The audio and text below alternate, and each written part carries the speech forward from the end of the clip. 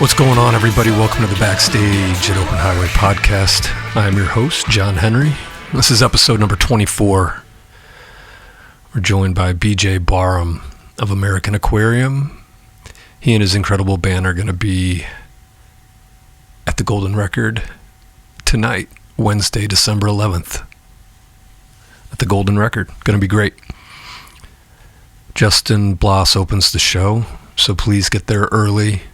We talk about it in the interview, but American Aquarium, BJ, he always has really great support acts, whether it's, a guy like Gabe Lee, who we've had on the pod before, a new up-and-comer named Zach Russell, who's really good, Adeem the artist, stuff like that. So just excellent taste in support acts and having cool bands on. And, I admire the guy a lot. I think that what he and his band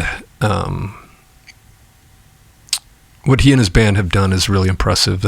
He works so hard, and he speaks his mind, and he's the perfect blend of, he doesn't give a shit, but he gives a total shit. So enjoy the interview with BJ Barham. BJ Barham from American Aquarium. How are you? I'm good, man. How are you? I'm good as well. It's nice to see you. Looking forward to your show on Wednesday here in town. Yeah, me too. Yeah, I was going to see, where are you guys at right now? You up in Iowa? In Davenport, Iowa right now Nice. at the Raccoon Motel. Nice. Sure that'll be a good show? Yeah, it's always a good show. It's our keyboard player's birthday today, so always a festive good time. That's good. Yeah. And then tomorrow we scoot back down to St. Louis. Yeah, we're looking forward to it. I think it's your first headlining play on your new record, Fierce Standing Still. And I just wanted to ask you about your experiences recording it with Shooter Jennings out in LA, how the vibe was for that, because the record sounds great. Thanks, man. This is our second record we've done with Shooter out in Los Angeles. He is, and I don't really see us in the foreseeable future making records with anybody else. He kind of taught this version of the band how to make records together. And so far, I'd say, he did Lamentations and The Fear of Standing Still, and both of those records I'm still exceptionally proud of. So I think we found our producer. And I think what he adds to a session is he just reminds you to be a good band. He's like, you guys got here for a reason. Like, you're already a good band. Just go in the studio and play the song. So many producers want to nitpick and have like this kind of ultimate say on how a song goes. And Shooter's one of those people that, like, he trusts the six of us that if we can interpersonally decide on a direction for a song, that it's probably going in the right direction. And then he just helps us, cut away some of the fat once we get that direction moving in the right direction. Yeah, it seems like all the pieces are in place for you guys. I mean, you work so hard, and you're putting out great records every, I don't know, what are you doing? Every 18 months, every 2 years? Every 18 months, man. And your social media presence, the videos that you guys put out after your shows are really great. So a shout out to your socials team, like the live. Oh, heck, that's I run all the socials. So we got this incredible team on this entire year. Joey Wharton, Kason Hutton, Matt Ramey. We've got a bunch of photographers that have been out with us, and they're all just absolutely crushing. But a lot of the new video content you're seeing, that's big shout out to my boy Kason Hutton. Yeah, it looks really good, and I think it's just really compelling. You have to, like, feed the beast now all the time. and it sucks to feed the beast. But I refuse to be one of those bands that, like, sing songs over pre-recorded music for TikTok. Like, if I have to post a reel, it's going to be me sitting there with an acoustic guitar playing, or it's going to be me, actually singing the songs live.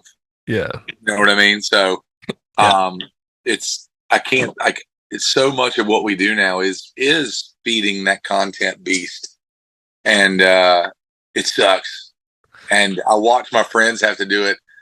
And, like, I refuse to be that guy that just, like, pantomimes over a recorded track while I'm in the woods Well, Like, fuck that nonsense. Like, thank you. Yeah, on behalf yeah, of the music community. I think the world thinks every band that doesn't fucking do that. Yeah. But maybe it's the old man in me. But like, I would much rather. That's why the reels that we have started posting, we record all of our shows. So what we do is our video guy Kason just gets these really great snippets of songs, and then he goes to our front of house engineer and gets the actual board feed, so that who would have thought, just make fucking posts of you and your band playing songs and singing songs live. And if you're a good band, it's going to be just as effective as pantomiming over your own fucking recorded music. Yeah, yeah. Well, that means you'd actually have to write songs and put out records and tour and work hard. So you have to. What a novel fucking concept for that, But everybody's got their way, because obviously, my way, like, there's some of those kids that are putting out TikToks of them pantomiming over their own songs that are selling out fucking stadiums, and we are not. So maybe they figured it out. Maybe that's the ticket to success in the music business in 2024, is not having to actually sing your songs live. Yeah. Yeah. Well, I hope not. I hope it does the live route. Same. You're a very thoughtful guy. You're songwriting, the decisions that you make as a band. I think another part of that I've noticed is you always have amazing support acts out with you. Whether it's a Dean the artist, you have Justin Blouse on this tour, who I'm not all that familiar with. Zach Russell's another one. I just wanted to see who are some artists right now that are inspiring you in this world that we live in, making music or other art that's just inspiring you. Well, I always tell people, if you want to know what I'm listening to, look at who's opening for us. Okay. Because that is usually, I handpick everybody.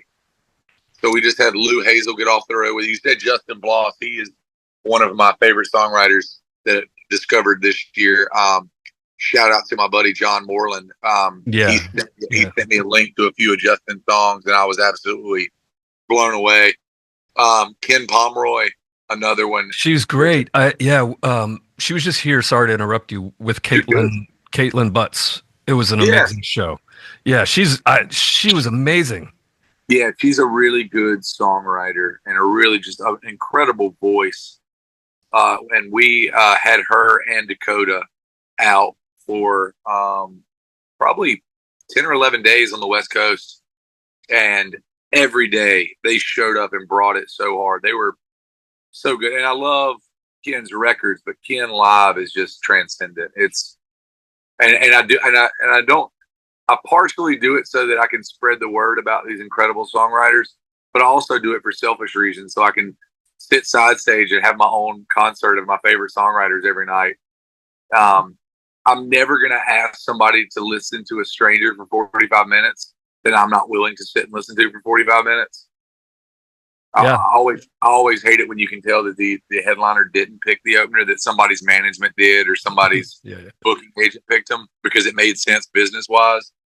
I always want whoever is occupying that 45 minutes before we walk on stage, I want that to be a direct representation of what I'm listening to at the time. And I'm really lucky that we're at a point in our career where we can finally do that, because, as you know, so many years are spent, just, you can't afford the opener. So it's whatever the club is willing to put on there. So the club will go find a local. And every now and then, you get to meet somebody that really that gets it, that writes good songs and has a good band. But then the other 99% of the time, it's just, somebody that is super green and not there yet. And is willing to do it for whatever the club pays them, which usually sometimes is free. Or, I mean, it's tough to make a living as a support artist. Budget, and so, most of the support artists, like, they're coming out and opening your show for $100. Yeah. And then they've got their CD release show that next Friday at the same venue. Yeah. So you're like, man, like, it'd probably just been better if we'd have brought our own people. So and they got a B-Dubs gig. Yeah. Once we got to the point where we could afford to take out our own support, that's when we started really pushing our favorite songwriters. and we've been really lucky because for the last 4 years now, we've been promoting the music that we listen to. Yeah. Yeah, I mean, I think it's noticeable to me. Gabe Lee was another one that popped out. I think I became aware of Gabe Lee through your band somehow, or you. It might have been a post, but he's an amazing artist. So I think you Well, could go down the rabbit hole. he opened that last Rock House show for us, Yeah, so it might have been that. yeah, yeah. With being on the road and putting out records and being a family man, I wanted to see how you personally managed to balance that in your life. It's a never ending battle. It's a constant. Every year, I'm trying to figure it out more and more. So when my daughter was born, I was playing 250 shows a year, Mm-hmm. and then I quickly realized that was not the ticket. And so we went to 200, and then to 150, and to 100, and to 90, and to 80. And this year, we're doing 71 shows this year, which for a lot of bands might still be a lot of shows. That's a lot of shows. Yeah. But for our band, 71 feels like we're taking our foot off the gas quite a bit. Yeah. And the goal is next year to play less than 70. Because that means that for 300 days out of the year, I get to be home. And I'm lucky. I'm very fortunate in my career because now I'm home. I don't have to work another gig. And my wife doesn't work. And so when I'm home, our family union is pretty solid, rock solid for 300 days a year. Mm-hmm. And I'm lucky. My daughter's 6 now. So my daughter's at an age where she completely understands what I do for a living. Dad writes songs. Dad travels around the world and plays those songs. And that means that for him to do his job, he's got to be gone sometimes. Yeah. But I make up for it. My daughter's in school now, so like I don't tour during her breaks, like her Thanksgiving break, her spring break, and her summer break. I don't play shows. So I reserve that time to travel with my family and make sure that they're getting the benefit of what I do, which is, one of the greatest gifts we're giving as musicians, especially touring musicians, is the ability to travel around the world and meet new people and see new things and kind of deep dive into these different cultures. I get to do that every summer with my daughter. Yeah. So she's not jealous of it when I leave to head out in the fall because she had a jam-packed summer. Yeah. That's a really interesting way of looking at it. I think that sounds great. Have you visited all of the national parks now? So we have done 49 of the 63 national parks. Okay. To be fair, 8 of those national parks are in Alaska. So we have done 49 of the 55 national parks that aren't in Alaska. Okay. And after this summer, there'll only be one park non-Alaska that we haven't visited, and that's American Samoa National Park, which is shit. Yeah. way, way, way, way out in the Pacific. So other than the Alaska and the furthest national park away from mainland U.S., we will, after this summer, we will have visited all the national parks. Well, that's a great way to spend your time. You should have you guys toured Alaska? We've never toured. It's the only place I've never been or toured. Yeah, maybe you could connect those things. Just yeah, there's a couple festivals out in Alaska that I follow on Instagram, and yeah, I'm trying to give them subtle hints like, hey, yeah, throwing up a flare. North Carolina that would love to come play. Yeah, your festival in Alaska, but one of these days we'll knock Alaska off. But until then, unfortunately, we're just sticking mainland. Well, yeah, great way to spend your time. And this might kind of mix into that last question, but I just wanted to see something off the road that brings you peace. I read a lot. Reading calms me down. Reading is kind of how I travel without having to get in a car. As you know, as a parent, you don't get a lot of downtime when you're home. Yeah. Your schedule, you're on the whim of a 6-year-old, and whatever they want to do is what you're doing. So I do a lot of manicures and pedicures. I do a lot of tea parties. Yeah.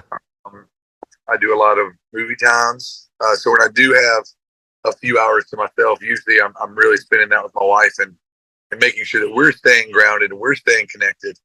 But if there's any free time solo, I'm usually nose deep in a book.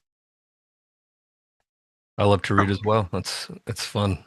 I think that's a common thread with most of my favorite writers is most of us are pretty voracious readers. Mm-hmm.